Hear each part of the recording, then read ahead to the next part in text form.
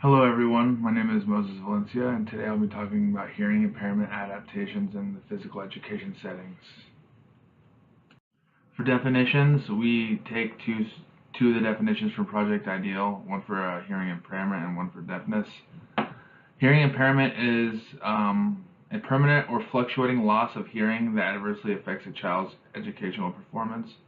And deafness is obviously more severe, so it's a hearing impairment that is so severe that a child is impaired in processing linguistic information through hearing with or without amplification.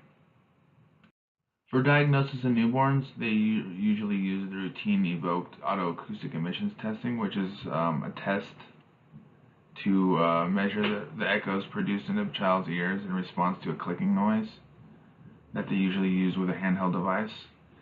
If the child does not pass that screening, they move on to the auditory brainstem response test, which is a measure of electrical signals from the brain in response to sounds.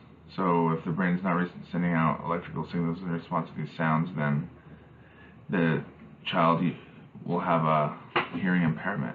For older children, they detect delays through response time after asking numerous questions. They examine the ears for abnormalities. They use tympanometry, which is testing the response of the eardrum to a range of sounds and frequencies. And they use imaging tests such as CAT scans and MRIs. So there are many different types of hearing impairments.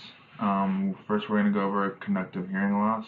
This is usually a structural problem that interferes with the sound reaching the eardrum. It is usually a problem with the outer or middle ear. This can include the ear canal, eardrum, and ossicles. It's mostly like a blockage from sound getting into the eardrum. It makes sound quieter. But the good news is it can be corrected with medication and surgery. The next is sensorineural hearing loss.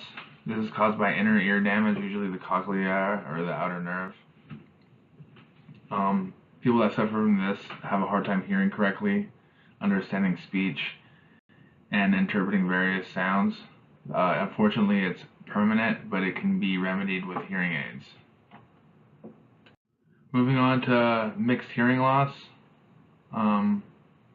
This is a combination of both conductive and sensorineural problems. Then there's central hearing loss, which is a problem with the brain, not the actual ear. This is a lot less common, and it's extremely difficult to treat. Lastly, there's auditory processing disorders. This is not really like a hearing loss, it's more like hearing selection. Most people are able to hear in quiet environments, and noisy environments they tend to not be able to hear very well. Fortunately, this can be made right by therapy. For the causes of hearing impairments, most hearing impairments fall into two categories, but the first most common hearing impairment cause is genes, which 50 to 60% of hearing loss in children is attributed to genes. The next is infections during pregnancy in the mother. 30 to 40% of children have hearing impairments due to infections in their mother during pregnancy. The next three are untreated middle ear infections, serious injuries to the head and ear, and perforated eardrums. As far as prevalence among children in the United States, the CDC's third National Health and Nutrition Examination Survey came up with 14.9% of children in the United States between 6 and 19 suffer from low to high frequency hearing impairments.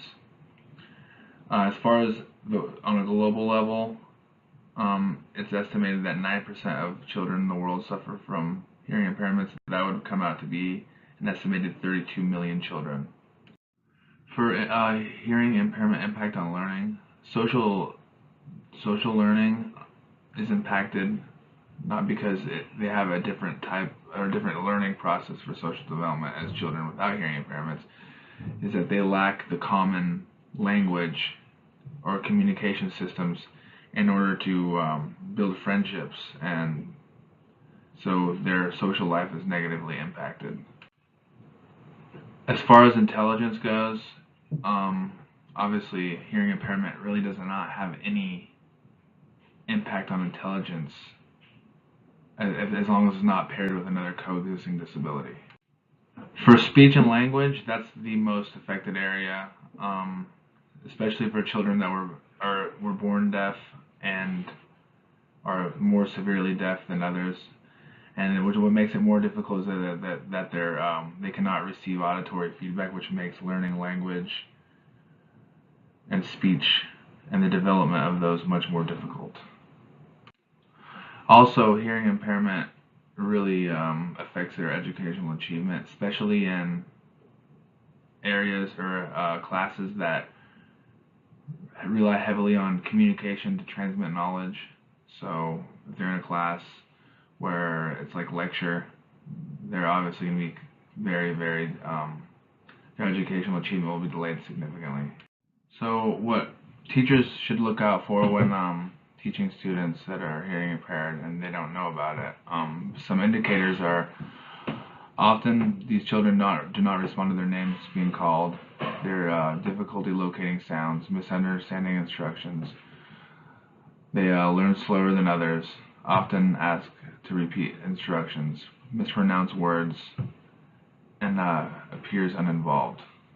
As for inclusive strategies when having people with hearing impairments in class, the first strategy would be to encourage the student to move to the front of class so the student may be able to hear you better. The next one would be to establish a stop and look strategy, which it would be like a hand signal for the whole class to stop and look and pay attention to what you're saying and doing. Next would be to use a predictable pattern of activities. So, for instance, like first you start with warm-ups, then you go into whatever activity you're going to do, just so it can give the person with the disabilities knowledge of what's next. Next would be develop and practice emergency signals. This should be auditory and visual, so and it should be practiced all the time. So in case of emergencies and children need to go to the designated area. Next would be speaking facing the group, so children that lip read are able to do so. Allow students with hearing impairments to move around during instructions so they can find a place where they feel comfortable and they can actually hear or see you. Repeat all questions by other students so the children can understand and hear with hearing impairments. Next would be moving away or turning off noise sources, because this can interfere with the line of communication between yourself and the person with hearing disabilities. And lastly, reach out for students' feedback. This is probably the most important thing, as only they can tell you if what you're doing is effective and what other strategies might work for them.